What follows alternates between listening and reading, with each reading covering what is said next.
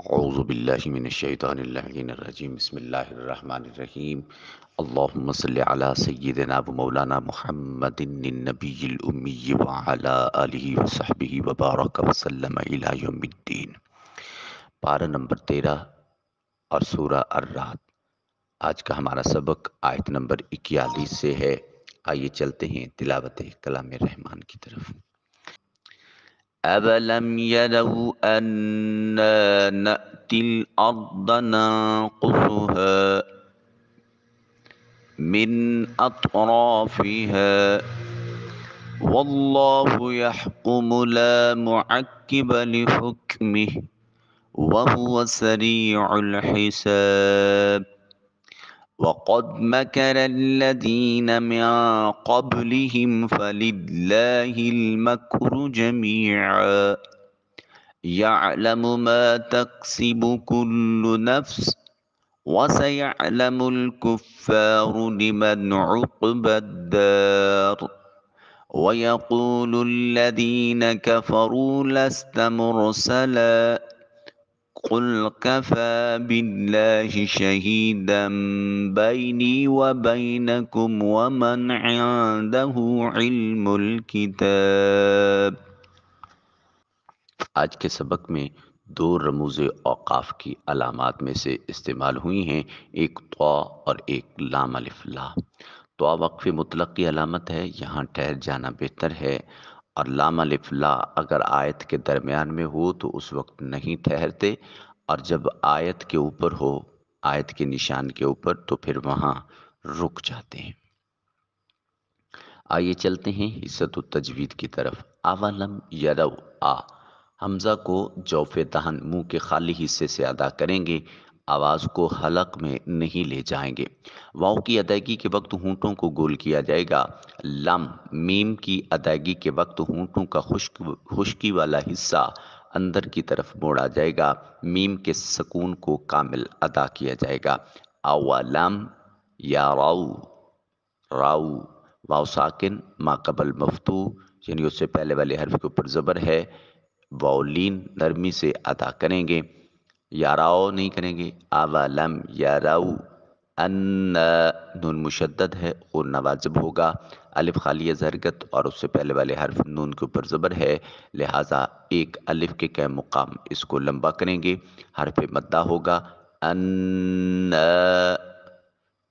نأتی، اور حرف مدہ جب بھی ہو بالخصوص الف مدہ تو آواز ناک کے نتنوں میں نہیں جانی چاہیے جب الف پر آواز جائے، لیکن نون پر جانی ہے ناک کے نتنوں میں، لیکن الف کی ادائیگی کے وقت آواز صرف منہ کے خالی حصے سے آئے، اس کو انا انا کر کے نہیں پڑھیں گے۔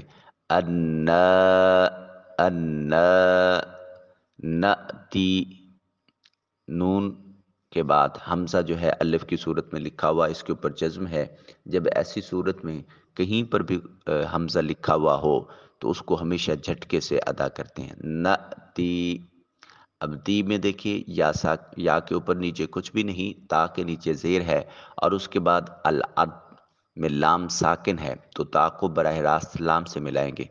نأتی الارض، را کو مفخم موٹا اور پر کر کے ادا کریں گے، اس لیے کہ را ساکن ہے اور اس سے پہلے والے حرف کے اوپر زبر ہے۔ پھر ضاد حرف مستعلیہ ہے، اس کو بھی موٹا اور منہ بھر کر ادا کریں گے۔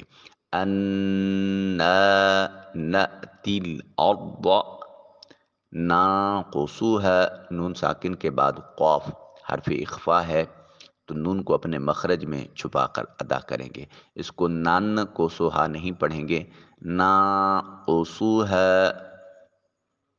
بقیہ تجوید کے قوانین آپ خود اپلائی کریں گے، میں ترجمہ کی سعادت حاصل کرتا ہوں۔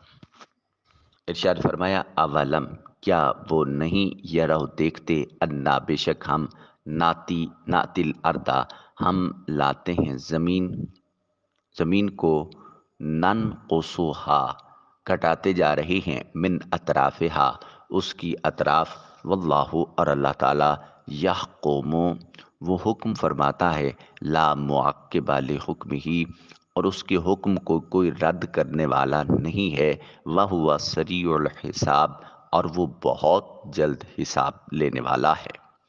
کیا وہ نہیں دیکھ رہے کہ ہم ان کے زیر تسلط زمین کو ہر طرف سے گھٹاتے چلے جا رہے ہیں اور ان کے بیشتر علاقے رفتہ رفتہ اسلام کے تابع ہوتے جا رہے ہیں، اور اللہ ہی حکم فرماتا ہے، کوئی بھی اس کے حکم کو رد کرنے والا نہیں، اور وہ حساب جلد لینے والا ہے۔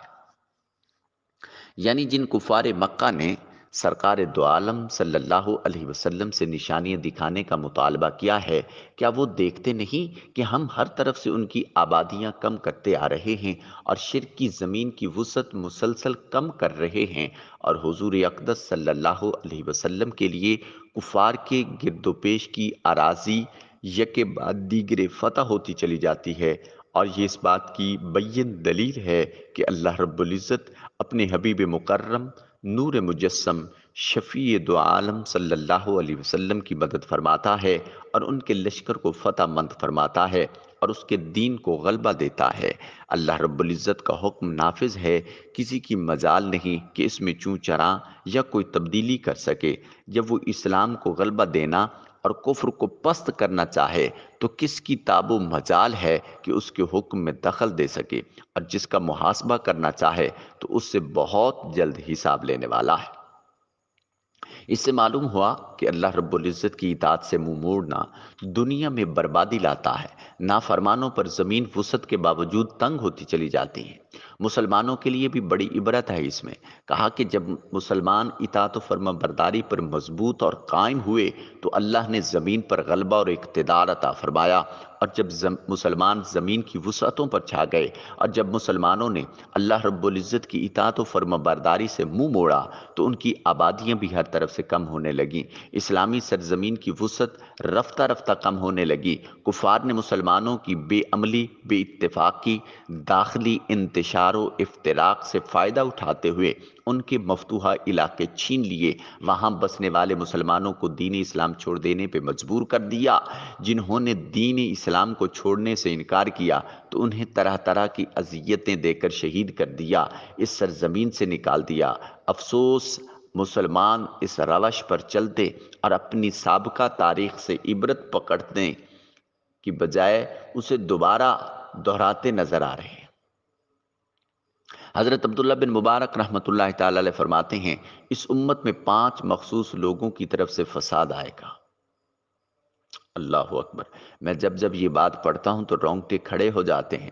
عبداللہ بن مبارک پاک فرماتے ہیں، 5 مخصوص لوگوں کی طرف سے روئے زمین پر فساد آتا ہے۔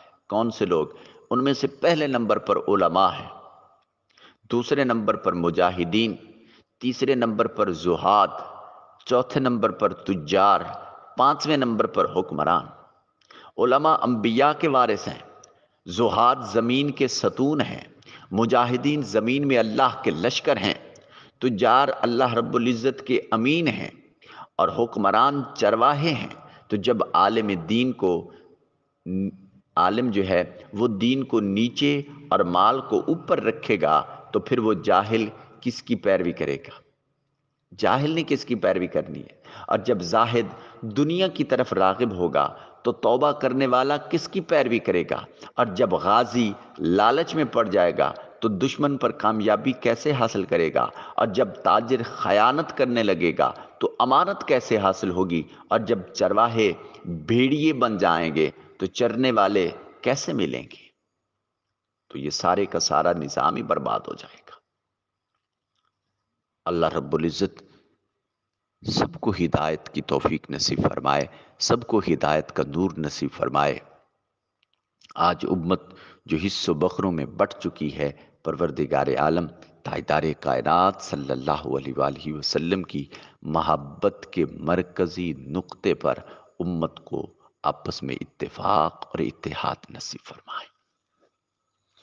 اگلی آیت مقدسہ میں ارشاد فرمایا، وَقَدْ مَكَرَ الَّذِينَ مِن قَبْلِهِمْ، اور قد تحقیق مکر الذین فریب کیا ان لوگوں نے، من قبلہم جو اس سے پہلے گزرے ہیں، فَلِلَّهِ الْمَكْرُ جَمِيعًا، پس اللہ کے لیے سب تدبیروں کا توڑنا ہے، یعلم وہ جانتا ہے، ما تکسب جو کوئی کما رہا ہے کل نفس، ہر نفس، وَسَيَعْلَمُ الْكُفَّارُ، اور ان قریب کافر جو ہیں وہ جان لیں گے، لمن عقبی الدار، آخرت کا گھر کس کے لیے ہے۔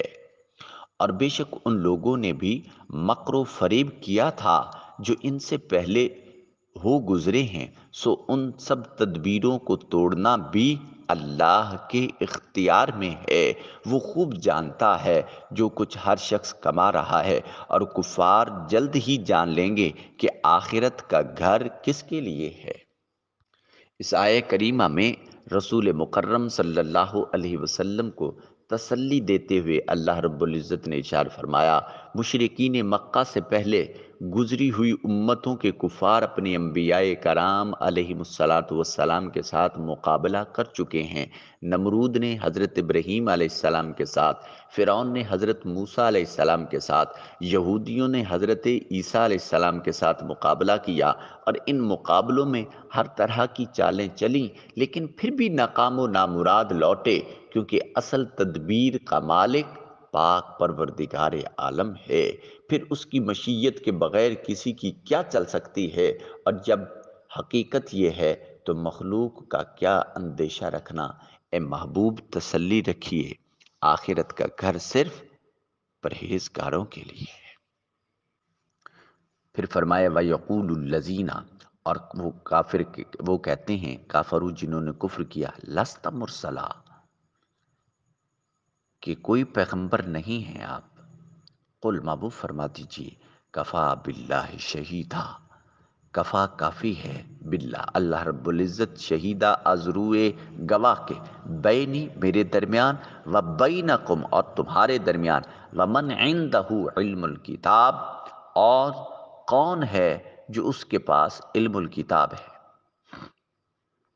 اور کافر لوگ کہتے ہیں کہ آپ پیغمبر نہیں ہیں، فرما دیجئے میری رسالت پر میرے اور تمہارے درمیان اللہ بطور گواہ کافی ہے، اور وہ شخص بھی جس کے پاس صحیح طور پر آسمانی کتاب کا علم ہے۔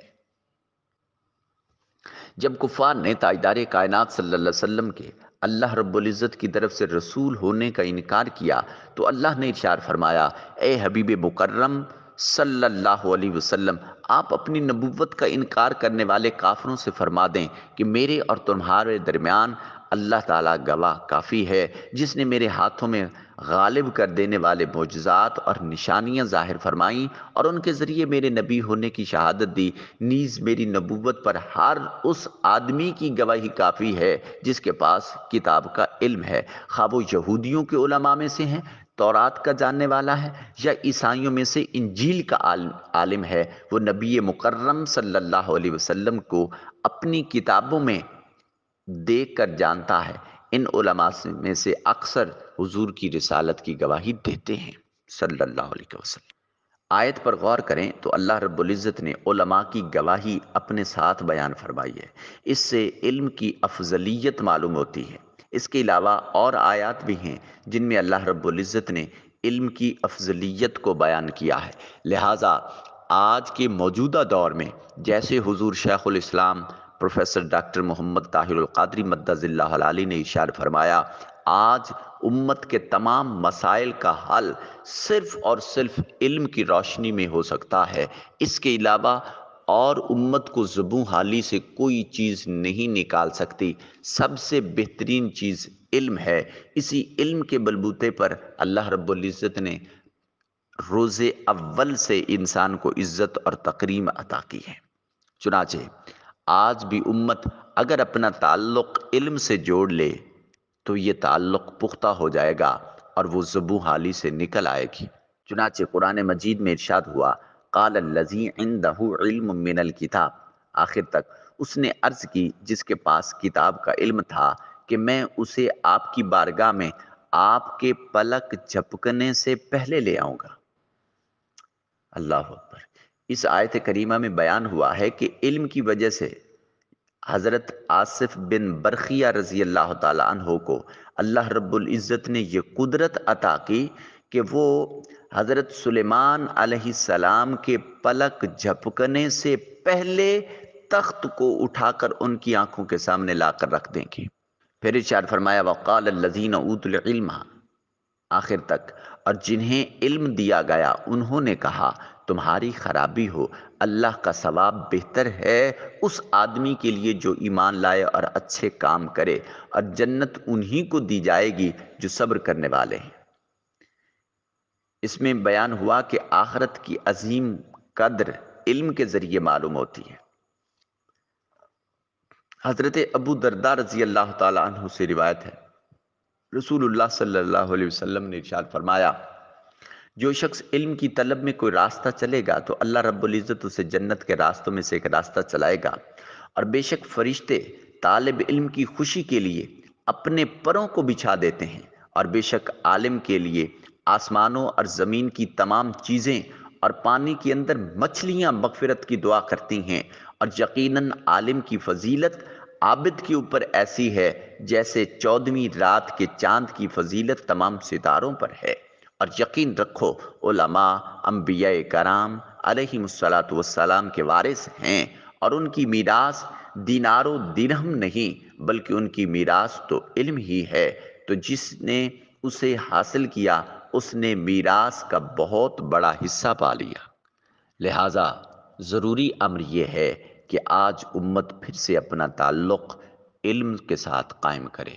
نباز قوم نباز امت حضرت حضور شیخ الاسلام پروفیسر ڈاکٹر محمد طاہر القادری مدد اللہ العالی آج امت کی اس زبوں حالی کو دیکھ کر انہوں نے یہ اعلان کیا ہے کہ مراکز علم اتنے پھیلا دیں کہ ہر گھر مرکز علم بن جائے۔